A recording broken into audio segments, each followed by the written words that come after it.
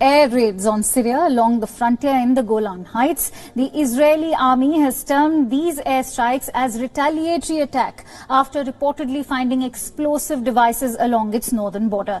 The Israel Defense Force has released a statement claiming that their fighter jets have hit the military targets belonging to the Iranian Quds Force and Syrian armed forces. The Syrian State News has reported that 3 military personnel have been killed and 1 has been wounded in the quote-unquote Israeli aggression. Israel has carried out hundreds of air and missile attacks on Syria since the civil war broke out in 2011. The IDF has targeted Iranian and Lebanese Hezbollah forces as well as government troops. The Israeli army has rarely acknowledged any individual raids but have always claimed to have responded to it what it describes as aggression inside Israeli territory.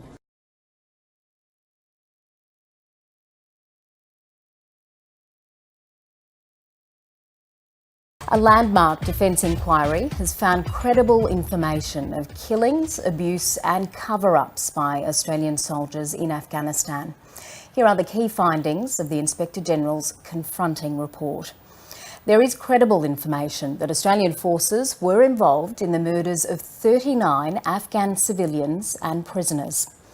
2 more Afghans were found to have been cruelly treated. The inquiry is recommending 19 soldiers face investigation by the Australian Federal Police. Special Forces soldiers allegedly covered up the crimes, with weapons being placed next to the bodies of victims. The inquiry also found that junior troops were being forced into blooding exercises to shoot prisoners to get their first kill. None of the incidents that were investigated were considered to have occurred during the heat of battle. The troops in question were found to have understood the laws of war. And Special Forces were found to have hindered the inquiry, favouring loyalty over providing truthful accounts.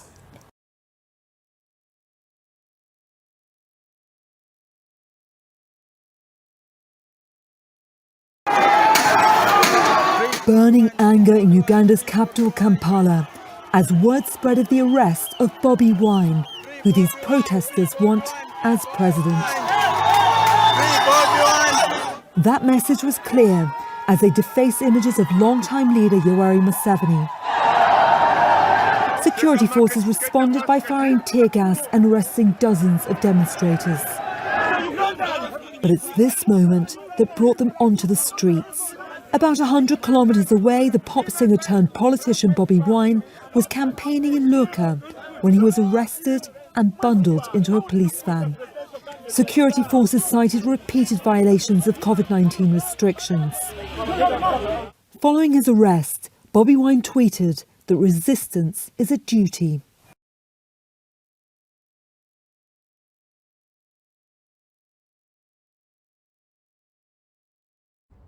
The UN Third Committee, which oversees humanitarian issues, has adopted a resolution condemning North Korea's human rights violations. The resolution was reached by consensus without the need for voting. It has been adopted every year since 2005 and will be brought to the UN General Assembly meeting in December. The resolution drafted by EU member states expressed concerns over the grave human rights violations in the North. This year, the resolution also included human rights concerns amid the COVID-19 pandemic. It also called for the resumption of reunions for families separated during the Korean War and urged the regime to engage in dialogue with Seoul. North Korea's UN ambassador Kim Sung slammed the move, insisting the violations stipulated in the resolution do not exist in the North.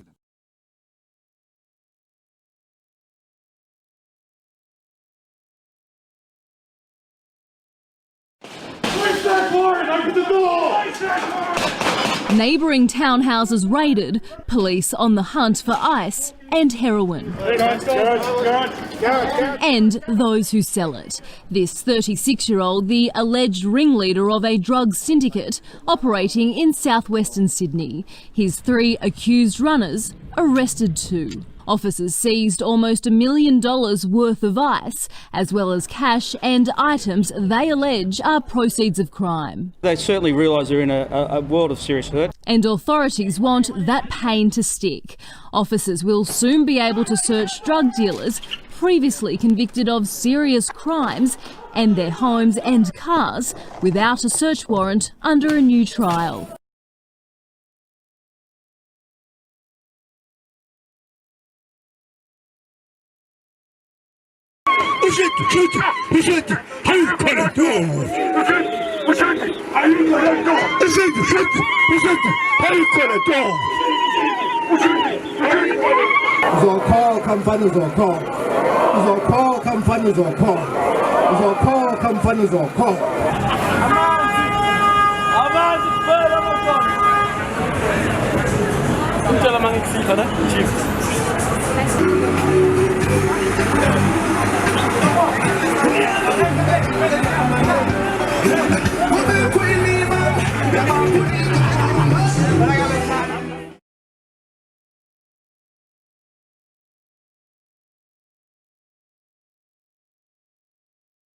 Bulgaria has blocked a decision to open membership talks between Brussels and North Macedonia. It's due to a long-standing row over the interpretation of historical events central to both nations' cultural identity. Bulgarian authorities deny any existence of a Macedonian minority in the country, and they want North Macedonia to stop claiming otherwise. North Macedonia says its identity and language are not up for discussion. Christo Panjagov is a political scientist at the new Bulgarian University in Sofia, and he says Bulgaria is claiming that North Macedonia has violated the 2018 Treaty of Friendship, a treaty that's intended to facilitate cooperation between the two countries as Skopje prepared for accession talks.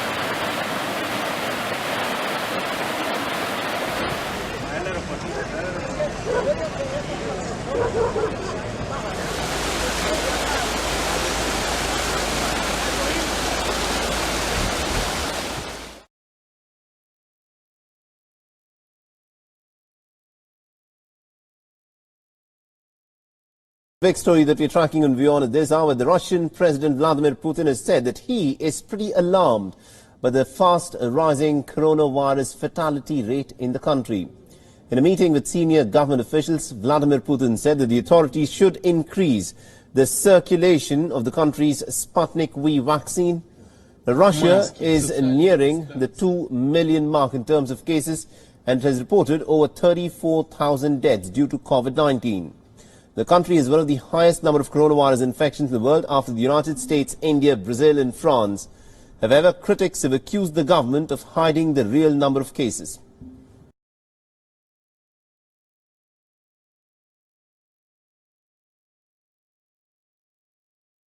Some inputs that have just come in where, according to reports, 4 Pakistani terrorists have been killed by the Indian forces in the erstwhile state of Jammu and Kashmir, which is now a union territory.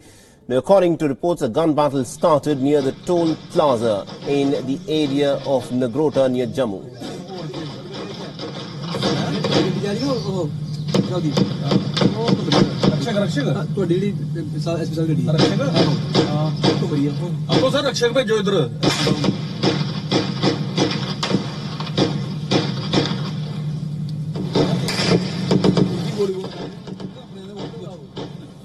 And this after the vehicle in which the terrorists were travelling was reportedly intercepted by the Jammu and Kashmir police at about 4:30 a.m. in the morning. The terrorists then opened fire at the Indian forces and also lobbed a grenade.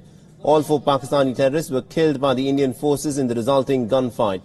The 2 personnel of the Special Operations Group were also injured in this operation. The injured have been identified as 32-year-old Kuldeep Raj of Akhnur and 40-year-old Muhammad Ishaq Malik of Neel Qasim Banihal Ramban.